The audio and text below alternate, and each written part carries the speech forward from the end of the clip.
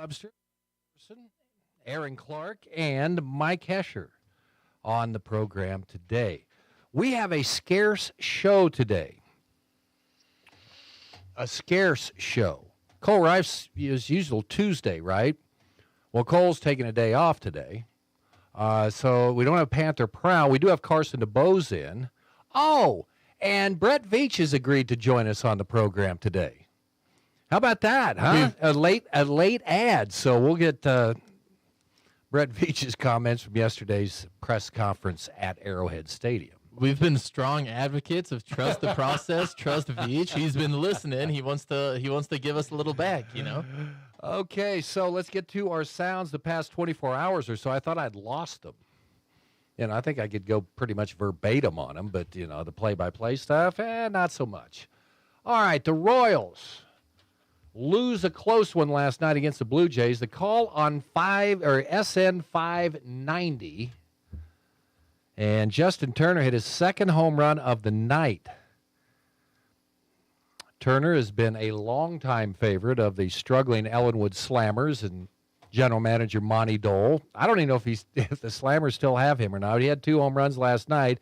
Jays beat the Royals by the score of 6-5, and now the Royals have lost 3 straight games. Is this a hockey sound or is it a baseball sound? And Turner gets under another one, sends it to left field, and it's out of here. Listen, Justin Turner, for the second time in this ball game. It's Toronto, man. Many at bats. That's just the sound they know. When something good happens, does you play it that sound noise. good like on a home run, or does it sound better in hockey? I think it sounds better in hockey. I agree. Hockey. Agree. Yeah, I agree. But what do you substitute it with? I mean, obviously that's a Canadian. It's like the sound. national anthem, I think. They There's just no play words that to a it, little they just after play O it. Canada. That's actually the seldom played end to O Canada. It's actually just that foghorn for 4 seconds. So the kicker on those home runs, he snuck them in the left field foul pole. So if either one of those just goes over 20 feet, maybe we see extra innings. But if some Butts were candid, and that's what all have a Merry Christmas. And the Royals, every time the Royals scored a run, they allowed Toronto to come back immediately and score another run. look at that, teed him up. And Salvi came in, he didn't get to play. Of course They he didn't. I had to set him, and then my guy, Logan O'Hoppe, goes 0 for 3, and I could have just benched him too, and then just had Salvi just left him in the lineup, and at least I would have got a hit out of him. Who's Sorry. Logan O'Hoppe? Well, he's a 24-year-old phenom catcher with the Anaheim Angels. Okay, thank you. Okay. But if there was a little bit more clutch hitting last night, they had, 2 on winning, but couldn't get anybody across. Felix Fermin.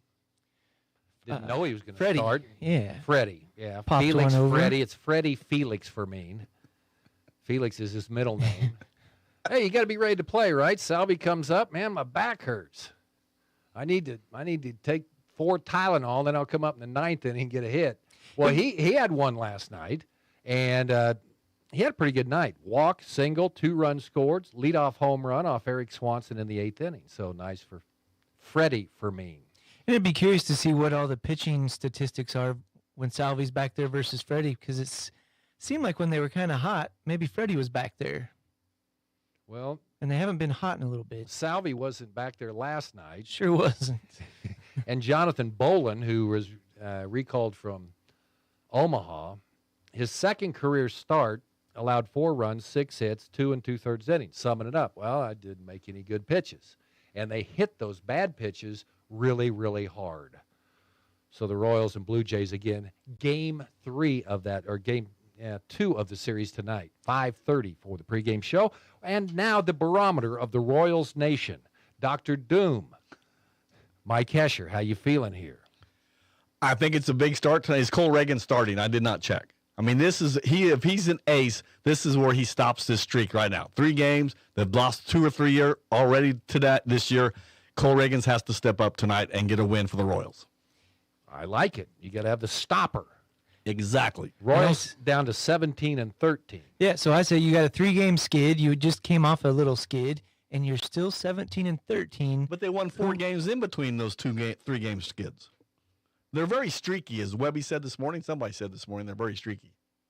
Streaky. I like that term. Royals tonight, 5:30. Brett Veach. We'll hear from Brett Veach. His press conference yesterday coming up on the show today. Talking about Travis Kelce signing the tight end to a new 2-year, $34.25 million contract. Deal ensures Kansas City will have their star tight end as it tries to win an unprecedented third straight Super Bowl. I like this, Even though, wouldn't you go to him and say, hey, as long as this thing with Taylor kind of is going on, you don't really need the extra dollars. We could sign some. Well, he's still got to bring something to the relationship, though. He has to take care of her now, so he's got to have money.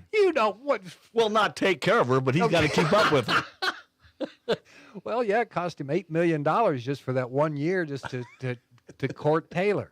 Kind of like you said, though, I do like the length of it and the price. It's he's the highest paid tight end, deservedly so, and it's not too long. It's a 2-year deal for a 34-year-old who put up nearly 1,000 yards last year.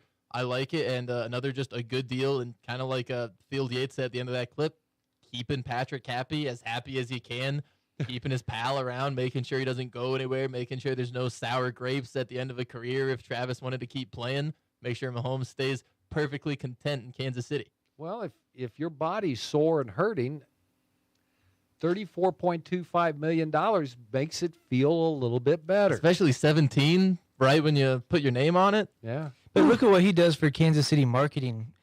Football insiders know the Bolins and the blah, blah, blah. Most of us know Mahomes Kelce. He's in all the commercials.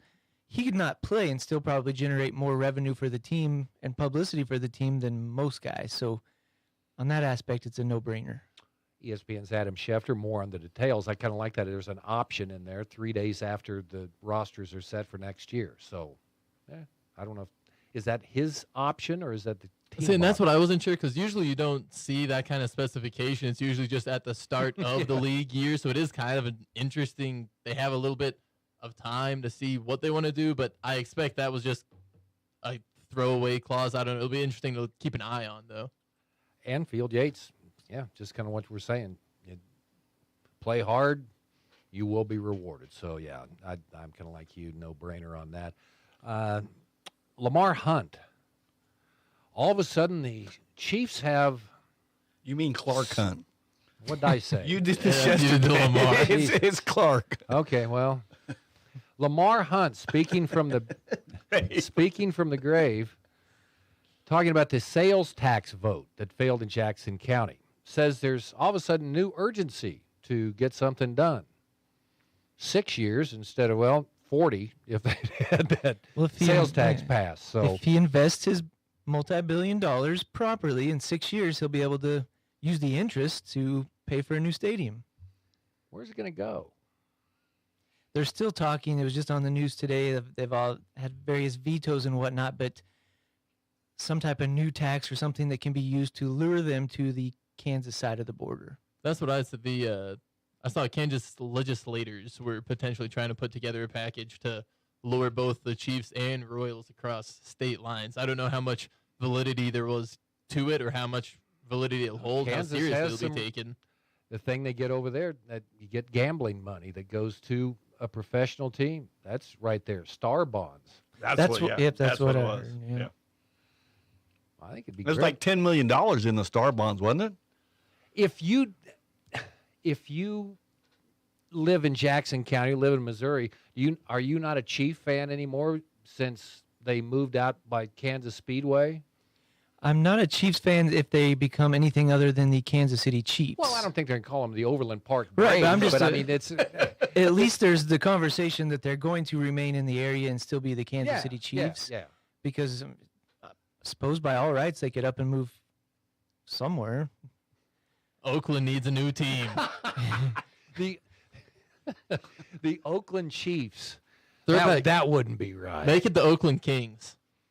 Do a little bit of a throwback there. So anyway, Lamar Hunt's son talking about the new urgency in a stadium vote. So there you go. Sounds of the past 24 hours or so here on the show. All right. This snuck up on me. Christina Hayes is coming in for City Edition tomorrow. And she wanted to talk about the KCAC tournament. I said, okay, well, I guess we'll preview it coming up next week. Starts tomorrow. Do we have an advanced prep on this, or I was out there talking to him today about the tournament. are you going to go out there tomorrow? I think that's the plan. If all is to be believed, I think they're ready for us, and we'll have more exclusive KCAC coverage. See what coaches I can find, see what mascots I can All right, mispronounce. That's cool. What do you know? It's start of a big tournament. What do we got tomorrow? Hail, tornadoes. Oh, it doesn't hit here. We've got the Don't The you magical jinx lake it. we've got the thermodome over the central part of Kansas. Except when there's big things that come to town. Well. Never fails. It won't rain again for 2 It weeks. doesn't matter. We have The turf. turf. Yeah, and they wear helmets. They can deal with a little hail. It's the tornadoes. I think that it would blow out the ball, as we've discussed many times. As it has less resistance. Yes. No, we wait for the hail and the storms to stop, and then we trot out there and we play. Right? That's why we get the turf. That's why we've got the turf. So the KCAC tournament starting tomorrow. Okay, I want to know your winner right now. Baseball, here's your matchups. Games start tomorrow morning at 9. Oklahoma Wesleyan, their mascot,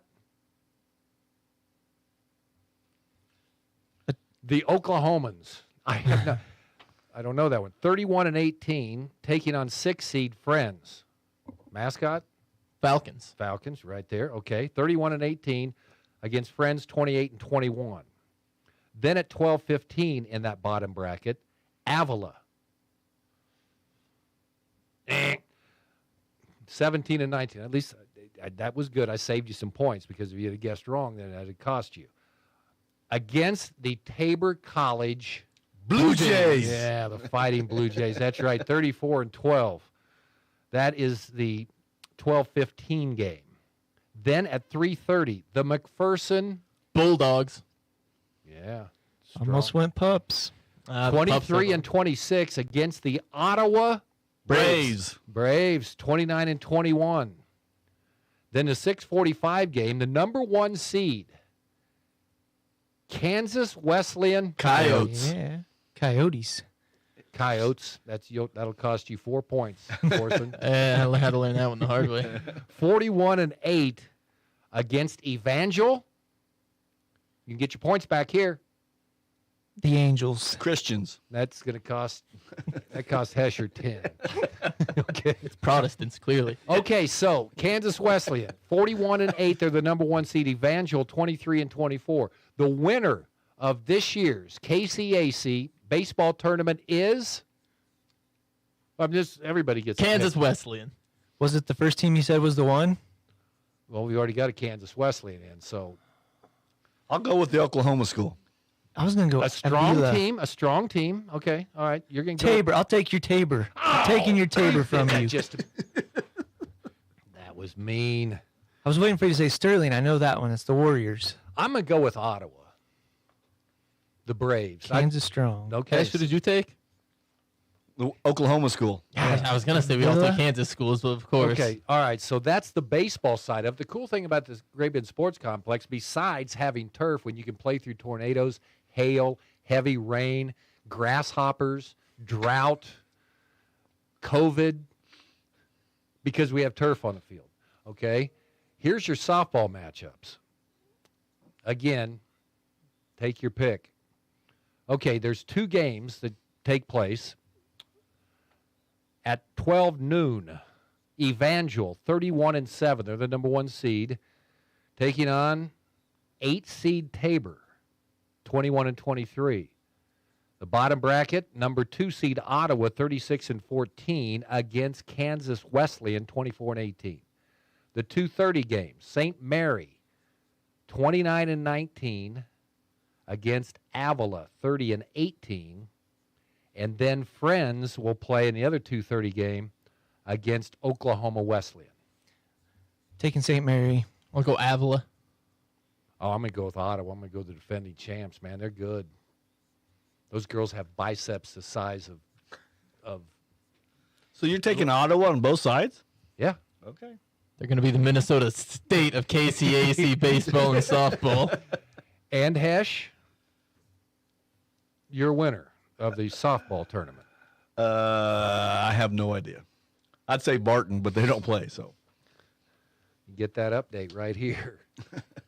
Okay, so yeah, KCAC tournament back in town tomorrow. Okay, Great Bend baseball playing at home today.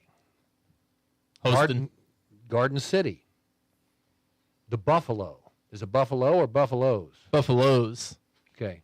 What if there's only one of them? Well, it's a buffalo. It's a lone buffalo. Okay, all right. That's in wrestling, though. It's one buffalo versus a panther. This is the Panthers versus the Buffaloes. All right, so Great Bend 15-5 on the season. Great Bend track and field going to Topeka yesterday, Mike Corson. Whoa. Yeah, it was supposed to be Friday. It was supposed to be a really loaded meet. You would have had two, I think, top 15 runners of all time in the 3,200. Did not run yesterday. Kind of opened the door for Great Bend girls to make their move and win it by a point. But you had a school record in the 4x8. That was Ileana Beckham, Addie Nicholson, Kate Welcher, and Reese Bullard. And I'm shocked that that record goes back to 1997. So they beat it by 6 seconds. But you think of all the kind of powerhouse relays Great Bend's had in the last, what was that, 17 years, 27 years? I don't know what it is. But shocking that they win that. And then the other big one, keep watching Macy Noctigal climb the ladder in the javelin, goes 141.4. We'll try to figure out if that's a school record based on the javelin that was used now versus 2000.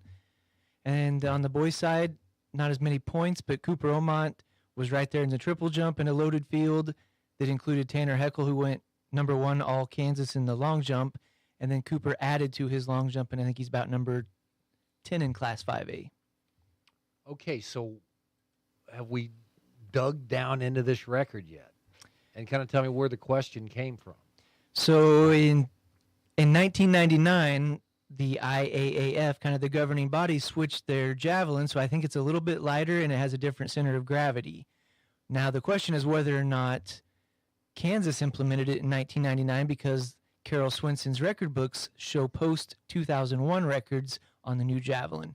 So the Great Bend High School record is 2,000, and it's close. It's 153, 150 and 3 inches.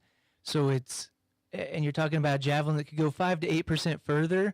So you throw in all 3 of those variables, and somebody's got to do some digging to figure out. Are we So going to who's going to be the official digger, and when will we get a decision on this? I think Coach Shelley Duvall might be on the case. Okay. She's interested. She's a javelin thrower. Those are her kids. We'll just have to do it how the NFL has like stats since the merger.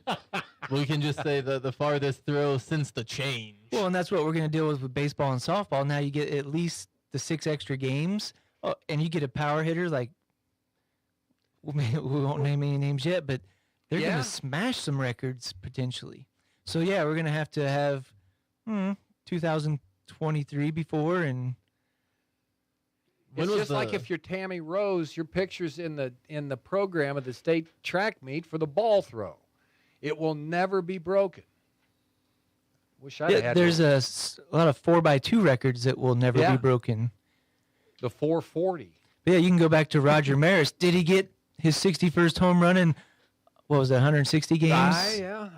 So it's always, you're always adding, and then same with the NFL. Now you've added the extra game. So every sport's doing it. Remember 1,000-yard rusher used to be the landmark. But I've noticed that if you're a player, you still want that 1,000 yards to mean something, even though you're doing it in 17 games now instead of, I was a 1,000-yard rusher. Well, yeah, you averaged, 58 yards a game or whatever it was. Well, now it's kind of funny because especially like in the early 2000s when like the bell cow era of the NFL was in full effect and you'd have guys like Adrian Peterson just getting 30 carries a game, they're easily racking up. Now it's almost a badge of honor because of how common the running back by committee is. Yeah. It's like, you're able to rack up 1,000 yards while sharing a backfield with 4 other guys? Dang, that's pretty impressive. Yeah, throwing out labels real quick. So yesterday was Jim Ryan's birthday, the only high schooler in Kansas to break a 4-minute mile. So somebody put that on Facebook. So I commented, hey, only high schooler to ever do it. Incorrect. Clay Shiley broke his record. No. No one other than Jim Ryan has run under 4 minutes. It's impossible to run faster if you didn't do that. So then we had a lengthy discussion. I had to point them to the record books that are available for everyone to see. So it turns out Clay Shively has the 3,200 meter record, which Jim Ryan's like number 7 on the list. So technically he didn't break his record. And until he breaks that 4 minute mile by a considerable margin, the record is safe. But that's the one where we talked to Caden Esfeld last year. Man, you're a 401 guy or you're a 404 guy. I was looking up Wes Santee. He was supposed to be one of the first to break 4 minutes. Never did it. He got like 0.7 seconds off it. So he never got to be a 4 minute mile guy. But those guys are running like on cinder tracks. You'd be curious to see what he could do with a good pair of shoes. Yeah, Jim Ryan. So we've talked about, okay, if you're a distance runner, usually you're pretty safe, right? You don't have bad races or have bad things happen to you. But you look at Jim Ryan's career, he always in the big races, something would happen. He hurt his ankle or he had to run at elevation in Mexico City in 1968, got smoked by Kip Keino. Well, what's cool is he was at one point the national record holder, but he was doing a lot of that on Kansas soil at the KU relays. And so a lot of times in Kansas, you will not have that competition because evidently it's really hard to run a 4 minute mile with no comp. And so I believe that's why we're going to see Mr. Shively heading to New York for the trials of miles here shortly to see if he can find that comp. Well, if you've got a chance at running a sub 4 minute, I mean, Wichita East, I mean, that's the biggest high school in Kansas. Couldn't they just have another kid run out and just sprint like crazy and then just pull up lame after, get 16 of your best 100-meter sprinters. Back in the day, there was the discussion, and people did not want pacers. And then certainly a lot of times it would take more than one pacer, but they thought that tainted if anybody was to break 4 minutes, that was going to taint it. Great book by Neil Bascom called The Perfect Mile. Well, who was the first guy to break 4 minutes? That Bannister fella? Roger Bannister. Did you see what he ran in? He had like high top football shoes that he Great ankle support. Yeah, exactly. I think that was a cinder track he was on too. Yeah, no spring tracks, no springy tracks, no comfortable shoes. It's impressive. And then so now it was once thought impossible. Now you guys got, I believe the record's 3:43. So they've cut considerable time because they say those seconds are just an eternity. Just while we're talking about kind of speed and stuff like that, it's always something that I'd like to think about with the Chiefs drafting Xavier Worthy. How fast could he be on a track if he had chosen to kind of focus in on the track side rather than honing in on catching a football, being able to do that kind of stuff? Because with like Tyreek Hill, I don't know Xavier Worthy's high school track times, but Tyreek Hill was right on pace with some of the best sprinters in the world, like for his age. It's just kind of fun to think about what these athletes could be had they chosen to focus on other things. I think it's interesting if they would have gone the other way and focus on what they would drive if they would have gone to track. Like a Ford Escort versus a Lamborghini. Yeah, there you go. That's it. Well, but if you're doing track, you can just run everywhere, right? Isn't that, you don't need a car. So the one question that always comes with my rankings, because you'll have these kids pop in, is it easier to run a sub 11-second 100-meter dash or a sub 10 2-mile? Can you train harder and get to under 10 minutes for anybody? Because I got to think not everybody can run under. No, you got to put it in perspective. I mean, for guys like us, I mean, sub 4 minute mile. How about a sub 5 flat 40? I mean, that's that's not easy to accomplish either. Yeah, but on your top end, it's just because you'll have guys flexing in and out based on wind conditions or heat conditions or track conditions, and it's like, yeah, what's the limit and where does training versus talent in track and field? Again, it goes all back around to yesterday's conversation. Does a 100-meter world record count if you're being chased by a lion? Yeah, we said it was lion assisted. You'd have an asterisk. Exactly. But the asterisk can look like a little lion head. That way they know what it is. Unless you were the guy from KU, you'd just turn around and kill it. Carson DeBoe's coming up next. Introducing Ag Mechanics at Barton Community College in partnership with Case New Holland Top Tech. Hands-on training in areas like electrical, hydraulics, and diesel engines. with technicians gaining the knowledge and skills needed to start a career with CNH Level 1 training. Join this high-demand field at a CNH dealership in only 9 months. Now enrolling for the fall semester. Learn more at toptech.bartoncccc.edu. Community bankers should actually know your community. Hi, I'm Zach Strite, commercial lender for Equity Bank. As someone who lives here, I know many of you and I know what's important to you. I've been in the industry a long time and I've helped many navigate through financial challenges and lead them to financial opportunities. I believe that people bank with people. I'd like to invite you to stop by one of our region's 5 locations and meet our friendly, helpful staff. Let us show you our commitment to serving you and our communities. At Equity Bank, we're right here beside you. Member FDIC. It's another instant finalist day for Tracks to the Max, all brought to you by Farmers Bank and Trust, Sutherland's, Ehlers Chevrolet, Together Let's Drive, and Eldridge Fencing. And today you can get qualified until 4 o'clock at Memorial Art Company, located at 2115 10th Street here in Great Bend. And we got Bertie Lang here. You guys do great work, and you have a lot of different options when it comes to headstones. Oh yes, we can do any shape, size, color. If you find something that you really like at a cemetery or you find something online, we can do it. And when it comes to headstones, it doesn't just stop with people, because pets become family too, and you guys have work for that as well. Yes, we have. We have a lot of people that love their pets, including me. And I've had people come in and they brought me a photo. We did a laser photo. We've just done some sandblasting ones. So yes, if you have a loved pet, and we also have urns for pets. All right, great options here at Memorial Art Company. Become an instant finalist today for Tracks to the Max. Get in here before 4 o'clock, and it could be yours driving it away on August 9th. Sports Day is presented by Barton Community College and the Cougar Athletic Department. Sports Day, 115 Sports Day also brought to you in part by Equity Bank, your hometown sports partner. Visit one of their local area banks in St. John, Larned, Maxville, and Great Bend. Area banks in St. John, a local mechanic that can help you on Great Bend. Appliance, furniture, and sleep source, and the American Plains Co-op bulk fuel department. Your certified Cenex lubricant dealer in Great Bend. Time to talk Barton certified Lady Cougar softball with head coach Carson DeBose, who joins us as the regular season has come to an end. A whirlwind, yes, the regular season has come to an end. Coming up, last day in April, and now it's getting ready for postseason play. Welcome back. Coming up, last day April, and now it's getting ready for postseason play. Welcome back. We're going to cheer you up today, okay? Glad to be here. Yes, in a little bit. Okay, in a little bit. Cheer you first of all, probably got to talk about Saturday. In a little bit. In a little bit, because first of all, probably got to talk about Saturday. It was a cool day because I don't know what it'd be like for a coach, because, okay, you convince players to come into your program, to your college that you're representing, and, you know, you watch their development in so many different aspects, and then they leave you. But it was sophomore day Saturday. So, yes.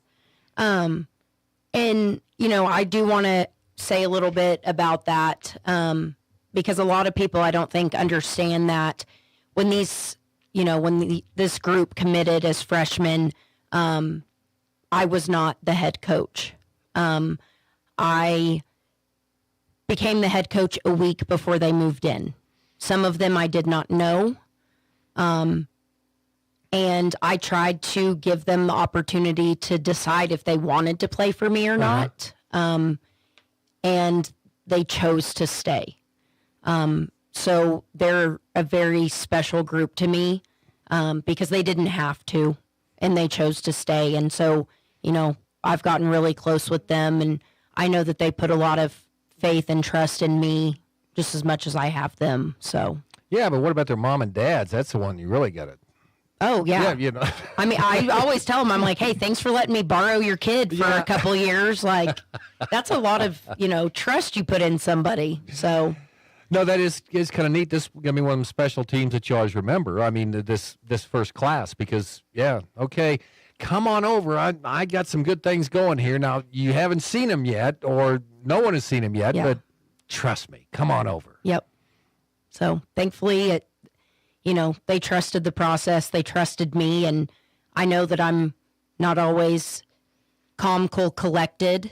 But again, they trusted the process, and I think that speaks a lot to them as just humans. What's that conversation like though? I mean, they knew who you were. I mean, it wasn't like, I think it was more of a shock that, the head coach at the time was leaving, and I was being hired a week before they moved in. Yeah. As freshmen. I mean, as if you're not already stressed out, moving away from home for the first time, you don't know what to expect. Surprise, you get a new coach. So, I don't know. I mean, I can't even imagine what was going through their minds at that time, but I'm very thankful that they decided to stick it out with me and, give us a chance. Okay, so then that led to the games on Saturday, and Hutchinson has been playing very, very well. Yes. And they continued that on Saturday, coming up with a couple of wins, 12-0 and 11-0, pitching the name of the game for the Blue Dragons, looked like on Saturday. Yep. I mean, bottom line, hitting is normally what we do, and we've only been shut out one other time this season. We score a lot of runs, and it just wasn't our day. You've said that the pitcher in the first game, was it first game or the Yes, first game, yeah. is one of the top pitchers in the country. That's kind of a nice player to have on your roster. Oh, yeah. No, Dakota Lake at Hutch has done an incredible job for them, and that's one thing that, we had that discussion as a team of, we have to be better, but I'm not going to take away from Dakota's performance because she is very talented at what she does. Okay, so you've been slugging the ball. I mean, not a nice winning streak coming in, and then so you just shrug it off and get ready for the postseason. How do you practice against the best pitcher in the country? Thankfully, our assistant coach was a pitcher. So we'll probably have her lace up, and she's going to throw a little bit. We have a pitching machine that we crank up. Really just try to challenge them in that way. And biggest thing, I think, whenever it comes to girls is just getting them to trust their mechanics and understand that they've been one of the best hitting teams in the country all year.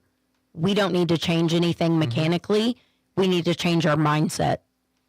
Okay, so the tournament in Dodge City starts on Friday. You're the number 3 seed in the regular season, 21-11, 26-18 overall.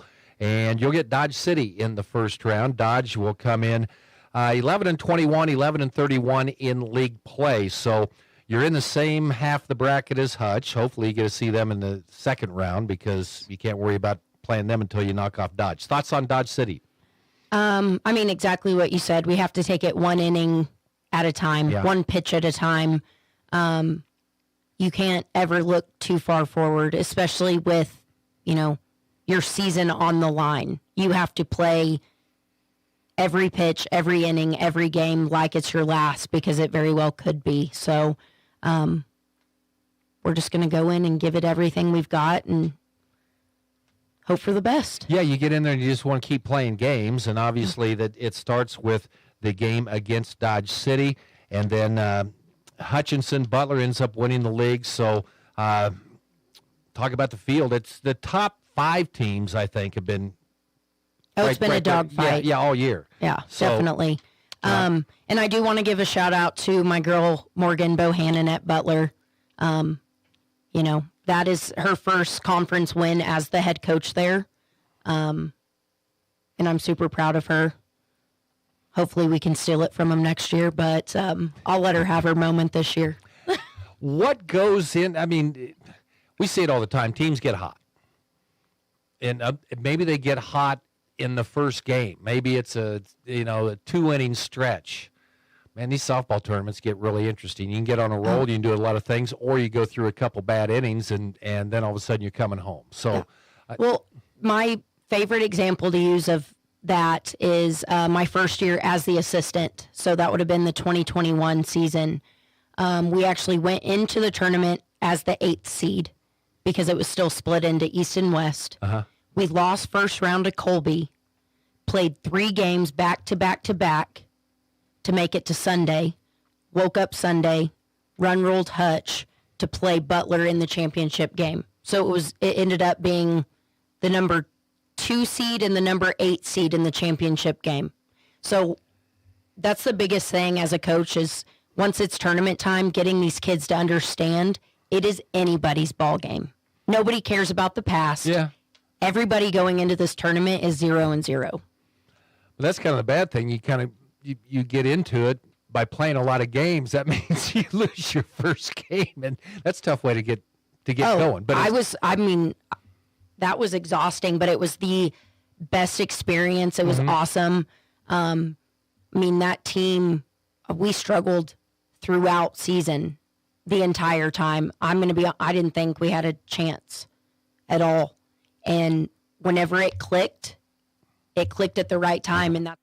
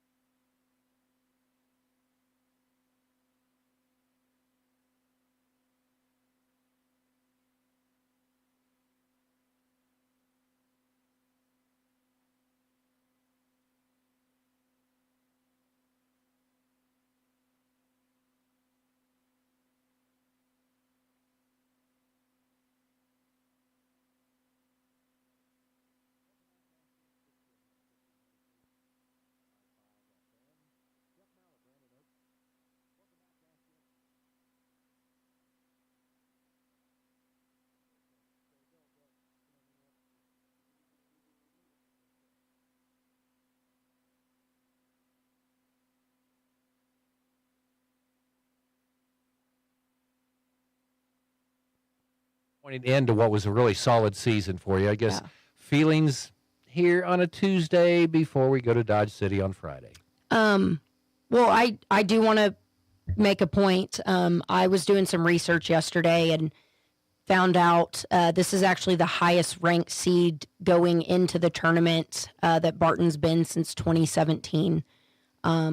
So this year has been a complete roller coaster, but we're still breaking through and doing some good things.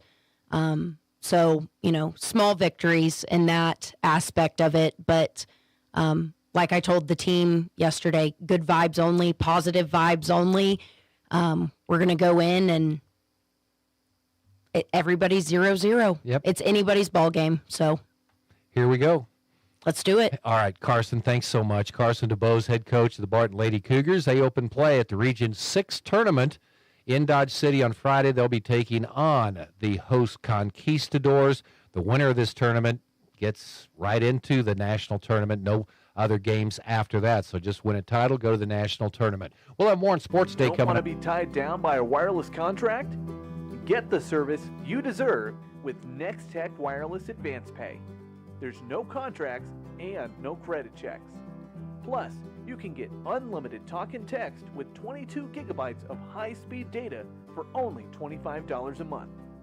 Make the switch now and get a device on us. NextTech Wireless. Home on the range. Hey everyone, this is Cole Ryan, voice of the Barton Cougars. Attending sporting events for Barton Community College is great, but did you know you can support the athletic teams even further by getting involved with the Cougar Booster Club? The Boosters help with fundraising for equipment and facility upgrades to give Barton athletes every opportunity to keep succeeding at the regional and national levels.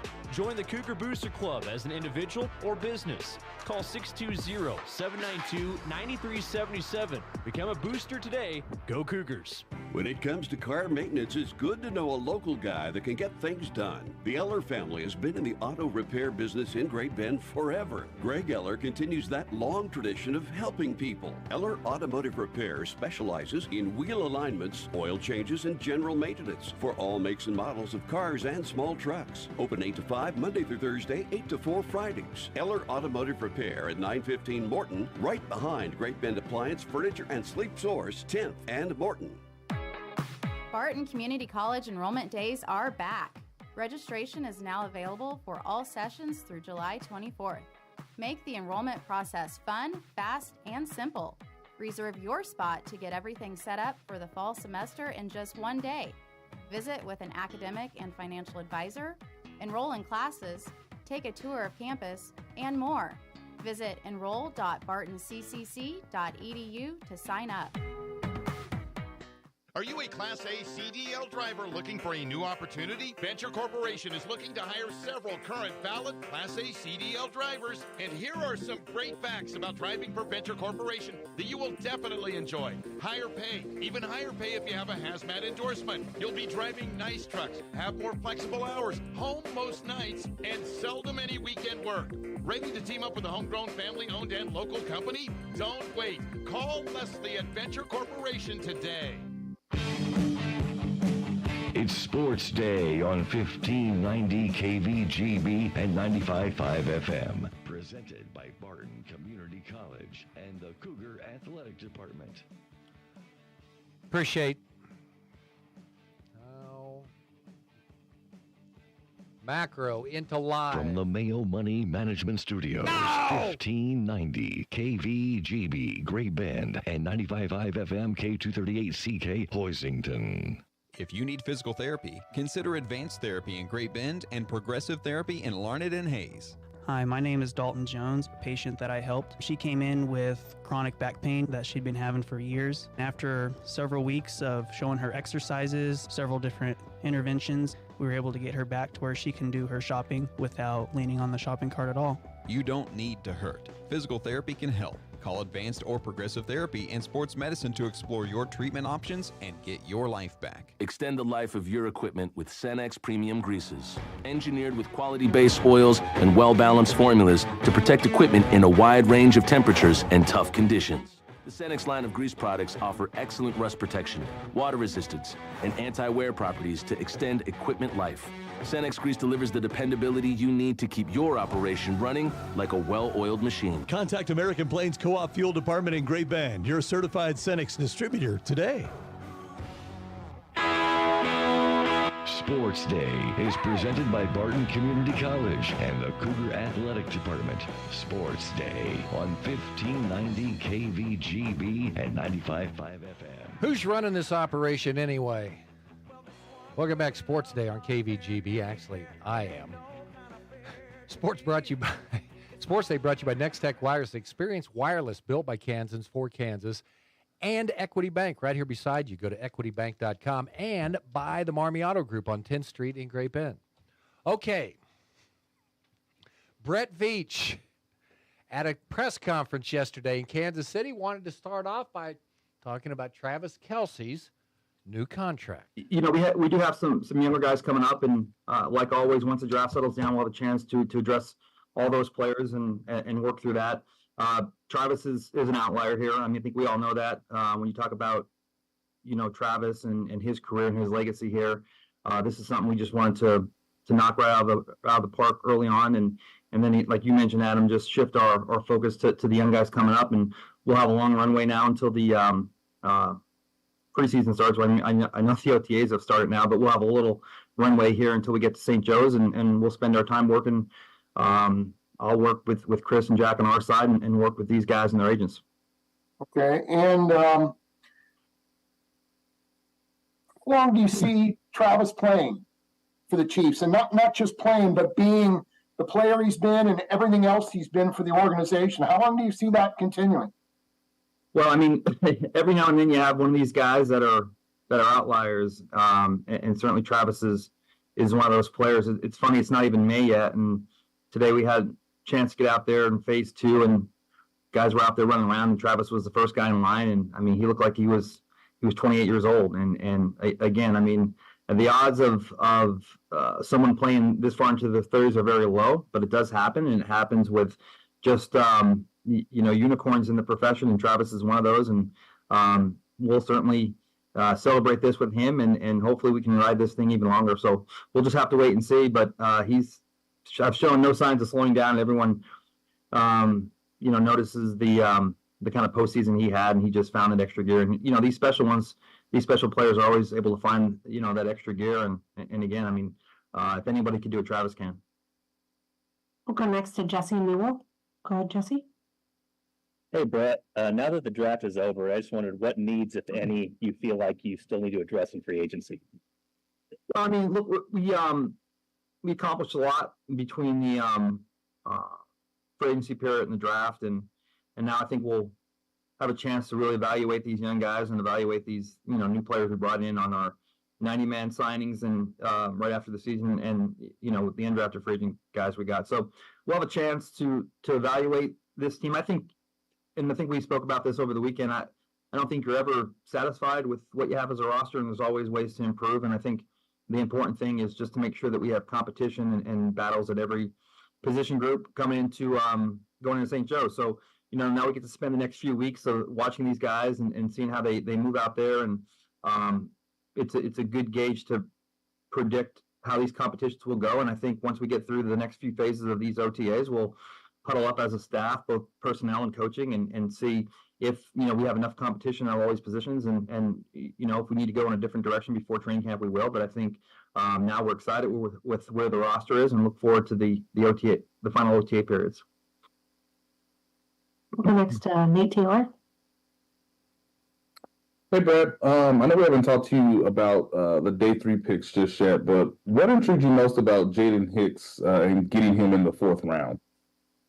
Yeah, he's one of the, every now and then, especially like where we pick in the draft, the tight ends, it just seems to be like the last few years harder to find tight ends in the draft than it had been in the past. And I think you do get a chance, depending on where you pick, maybe to select a receiving tight end or a blocking tight end. But these combo tight ends are hard to find. And I think the thing that intrigued us about Wiley was the fact that, I mean, he's a big kid, former quarterback, athletic, can run, but a guy that can certainly hold up in line and will get better as a blocker, but, can block, will block. And then, that receiving skill set he has, I think it's just, unique to add a true combo tight end on this roster. So certainly excited about, that prospect there. And, we had guys in the past like Blake Bell and some other guys down the line, but I just think, Travis is the best at what he does, and Noah Gray has done some really outstanding things for us the last few years.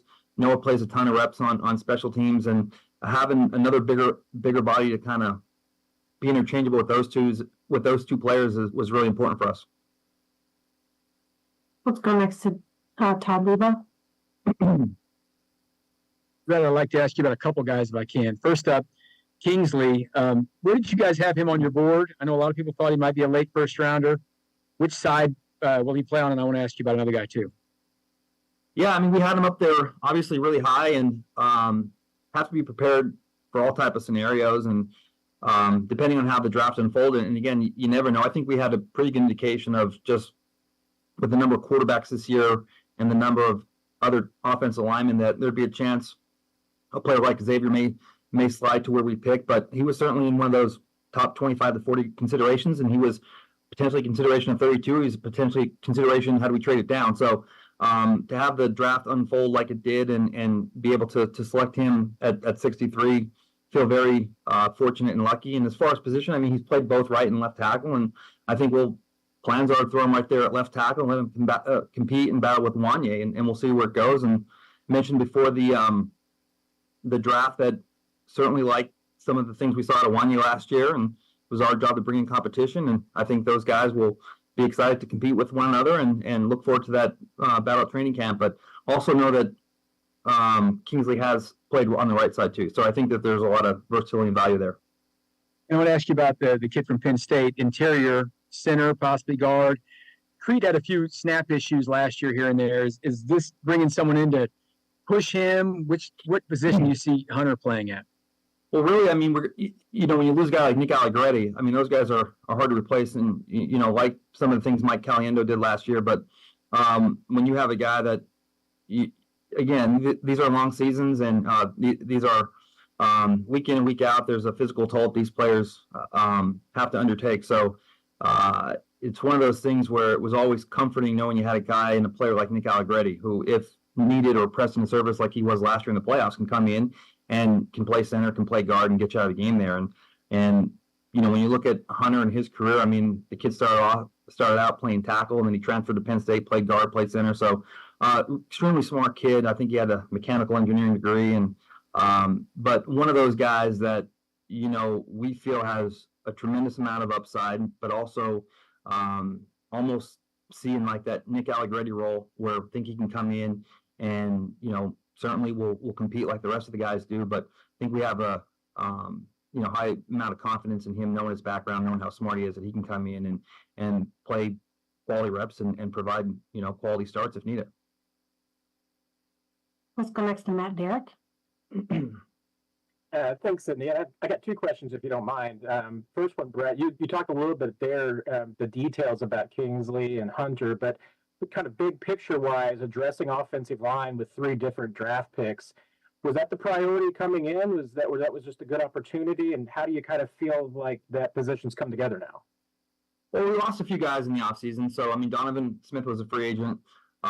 We lost Allegretti. And just depth-wise, I mean, it's one of those things. I think every GM would say the same. You know, when you go into training camp, you're always looking at your, you know, your backup line, and you know, you're looking to make sure that you have 8, 9, 10 that you feel really good about. And so, you know, certainly, again, mentioning Wanye and his development last year. I mean, there's 5 guys, and Caliendo play a little 6, and you know, we still have Lucas, who has every year come back better with that injury. So, but again, I mean, there's been many years where we carried 10 offensive linemen. I think the last couple of years it may have been 9, but always want to shoot for that number there. And I thought, just looking at our roster, not only were we wanting to provide competition at that left tackle position, swing tackle position, but we also needed some more depth in the interior offensive line and players that had experience both at center and guard. So again, you can't have enough of those, and every team carries around 10. You know, again, I think for the most part of my GM tenure, I believe we were close to 10, and some years I think we even had 11 when we had guys that weren't counting against the 53. I think we snuck in an 11 one year, but we're always trying to look for 10 linemen. Some years it's 9, but just wanted to make sure that we had enough competition there to compete for those 8, 9, 10, 11 spots. And I know Adam kind of asked you about, you know, specific needs that you might still have left, but going into the draft, you had mentioned wide receiver and tackle obviously being 2 of the big ones. Are those positions where you'd still look to be bringing back some of the guys that you have that are outstanding free agents, like a Donovan Smith and Mecole Hardman? I think, you know, we'll use this OTA period to kind of assess that. I think we feel good right now. I mean, look, a lot of these guys were playing college football last year, so I think how they do here in the meetings and how they do with just kind of absorbing the information and can they translate out there in the field is a big deal. Now, listen, we don't have pads on, so some of it, you know, may tail into St. Joe's and to training camp. But I think for right now, I think we're going to let these young guys go out there and see what they can do and how much they can absorb. And if we feel good about it, I mean, this will be kind of where we go from St. Joe's, and then we'll be able to adapt and adjust if needed. But I don't think anything would be imminent. Brett's got a couple minutes left, so let's go Nick first. Go ahead, Nick. Yeah, hey, Brett. Of the 7 guys that you drafted, is there a unique trait about each one of them that made you select them over maybe other guys on your board? Well, many of them are captains of their team, but I would just say the intelligence. I think, you know, I'm always looking for athletic players. Versatility and intelligence, you know, right after athleticism is always a priority for us. And I think all these guys, you know, really from Xavier down to CJ, I mean, these are guys that are really smart and can adapt and adjust, we feel, to the pro game very quickly. So community bankers should actually know your community. Hi, I'm Sean Powelson, president of your local Equity Bank. As someone who lives here, I know many of you, and I know what's important to you. I've been in the industry a long time, and I've helped many navigate through financial challenges and lead them to financial opportunities. I believe that people bank with people, so I'd like to invite you to stop by one of our region's 5 locations and meet our friendly, helpful staff. Let us show you our commitment to serving you and our communities. Because at Equity Bank, we're right here beside you. Member FDIC. Central and Western Kansas residents, are you looking for a new vehicle? Marmy Auto Group can make it happen. Marmy Auto Group includes Ford, Chrysler, Dodge, Jeep and Ram, Chevrolet, and GMC. Marmy Auto Group, your Central and Western Kansas dealer, has new and pre-owned vehicles, or we can special order your vehicle today.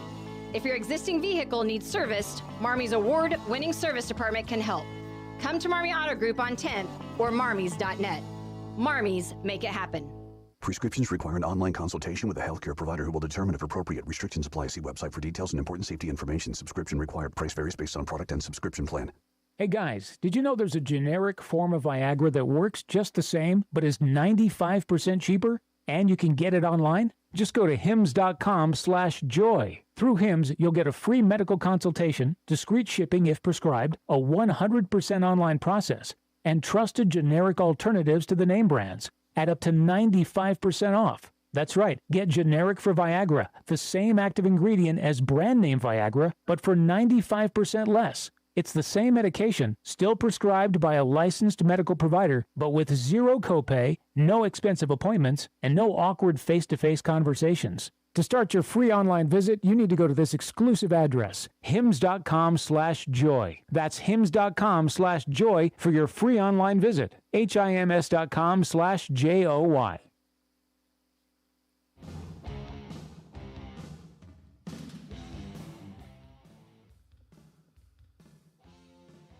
And that brings us to an end to an interesting show today. The ship returns to port. Yes, it does. A few holes in the hull, but we patched them up and we made it all back. right. Yeah, it was okay. Carson DeBose was solid. Oh, of course, but when isn't she? Well, good luck to Carson. Hey, we had a change. They're moving baseball to Thursday at KCAC tournament. They are. It's going to be starting at the same time, 9 a.m., and softball's still good to go at noon on Wednesday. Okay, talk to you tomorrow on Sports Day.